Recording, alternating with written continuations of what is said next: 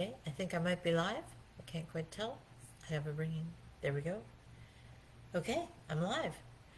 I don't know if the sound is good, but if someone can tell me, I would be happy to hear that.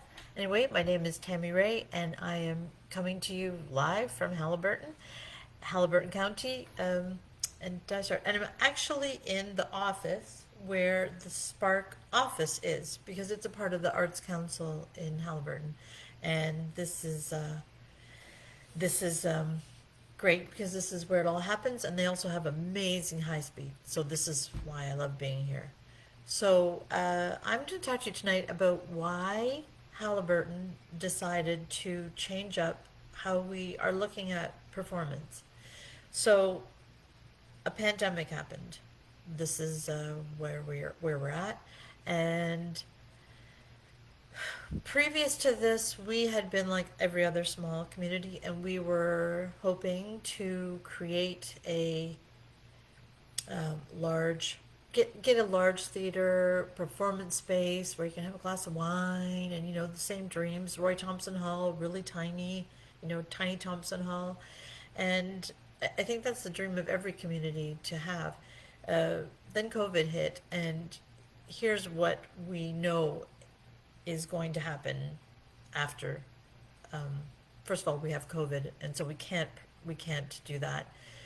And once COVID is over, I think we all can see that the economic struggles that small communities face are only going to be higher.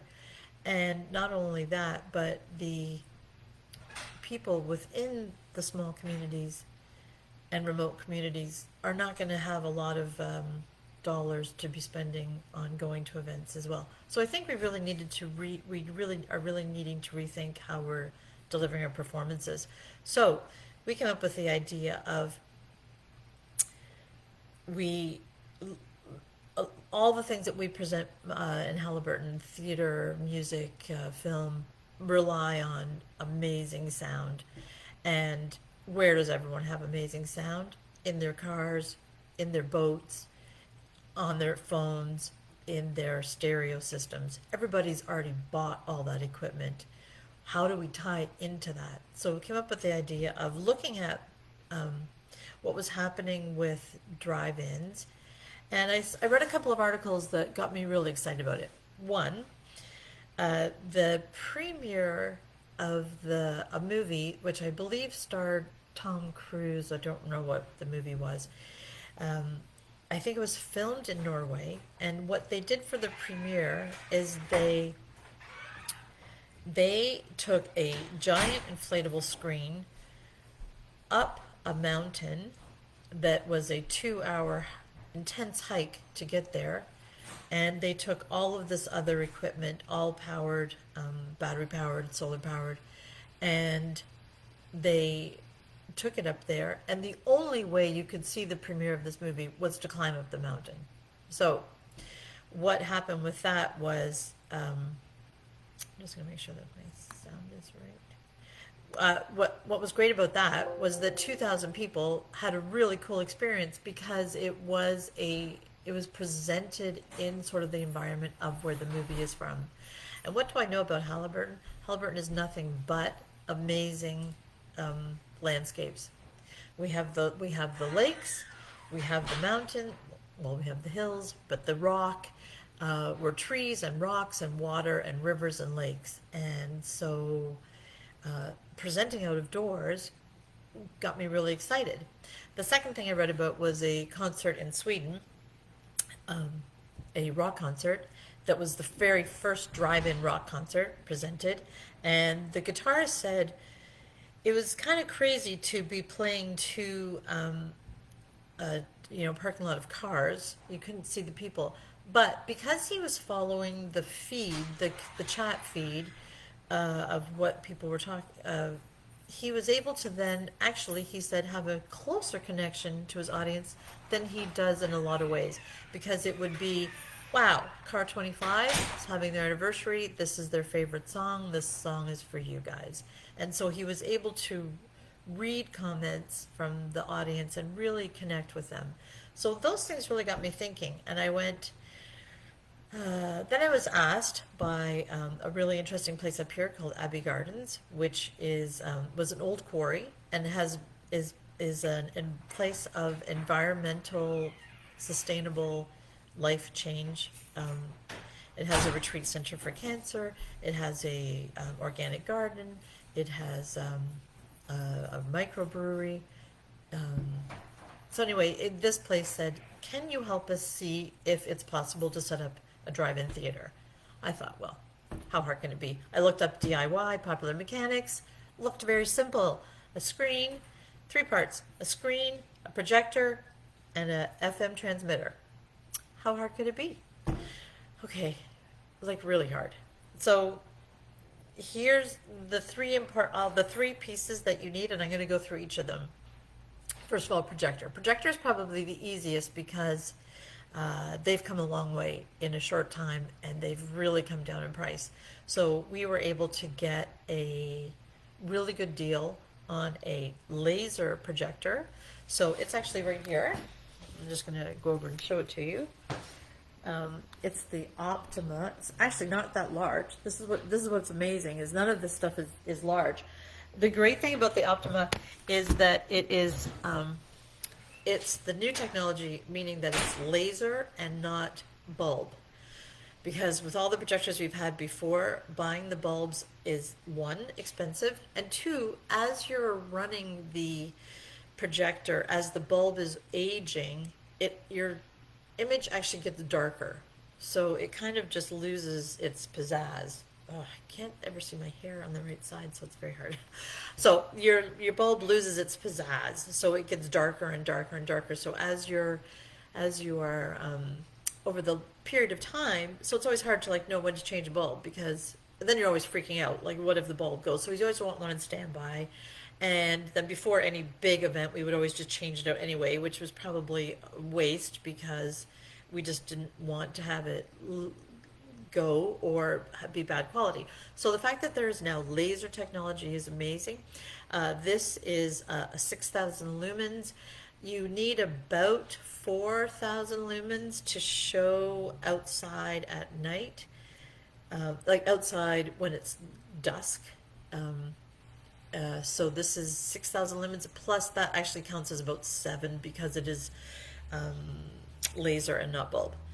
So projector, pretty straightforward. It's very small, it's very light, it's very portable, so that's easy. The second part of it is the screen. Now, there is, and so the projector I just located reasonably close to us in the GTA. Got it from a great company near Oakville.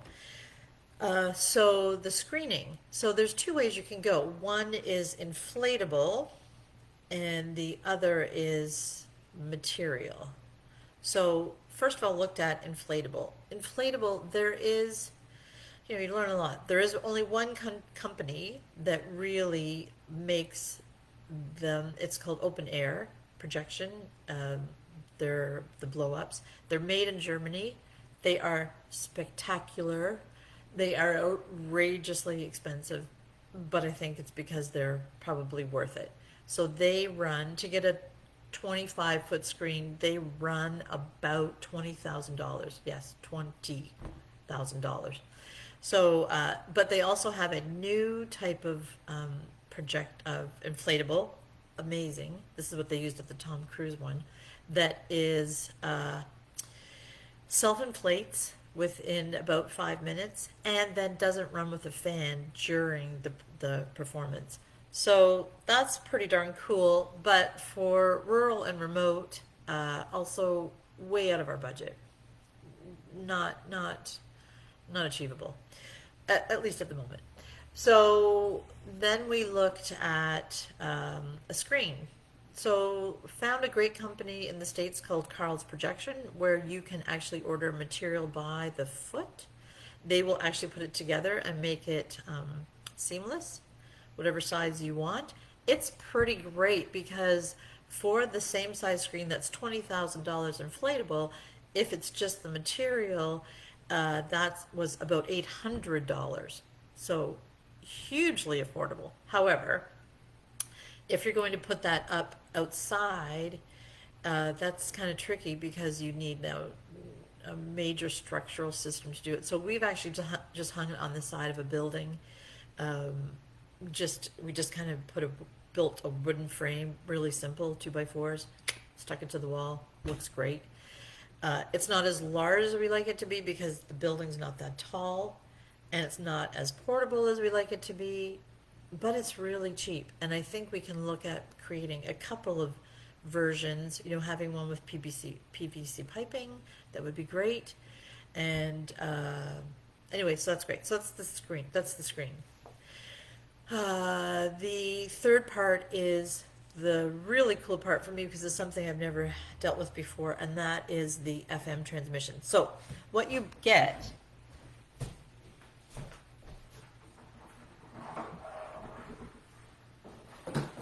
first of all is you get a really small mixing board, something like this. Oh, there we go.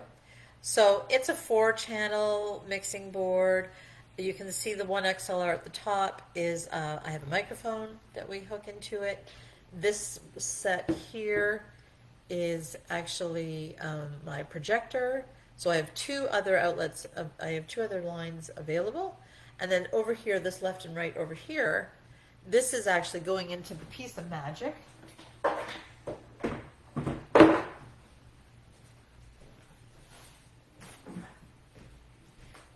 Which is this little thing.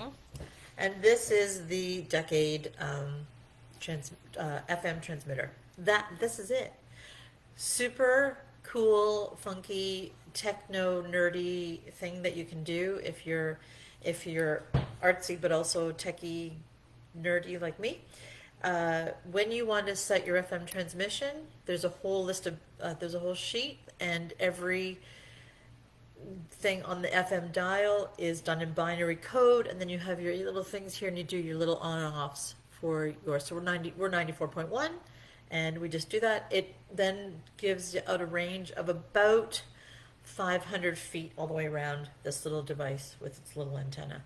So that's really it. The things that were easy, the things that surprised me was, one, when you hook those 3 things together, your mixing board, your FM receiver, transmitter, and your projector, and your laptop or your Blu-ray player,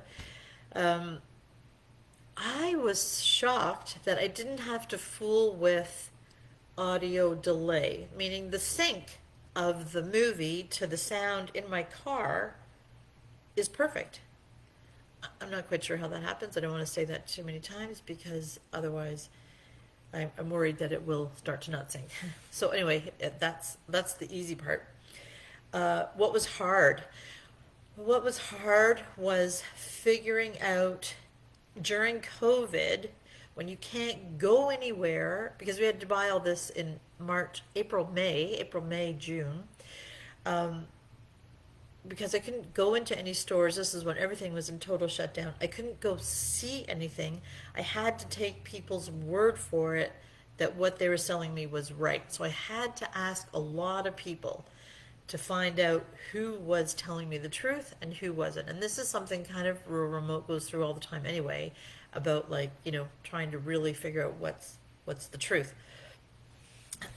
Turns out Decade makes the best North American FM transmitters possible. They're made in Quebec. They're back ordered till about August now. We were lucky we got one of the last ones because this company, because this became a really hot thing to do, right? So this company, not only were they on COVID shutdown, they sold out everything they had, and then they couldn't get people in to make new ones to make the demand of all the people who wanted it. The tricky thing with the screen was, and again, you just have to be rural and remote creative, was the day that we were doing a custom size with some seamless seams that we're going to put into it, the day before they were making it to ship it to us, that machine broke in the States. This is out of a company out of Michigan, and they said they would have now 300 orders, and they also couldn't get the part to repair their seamless melt welder. So I was like, well, It's almost the long weekend. We're opening in a week. A week. Send me the material. We'll figure it out. We'll be real remote. Whoa! You're having trouble. Hey. What? I'm still here. I'm gonna come right back.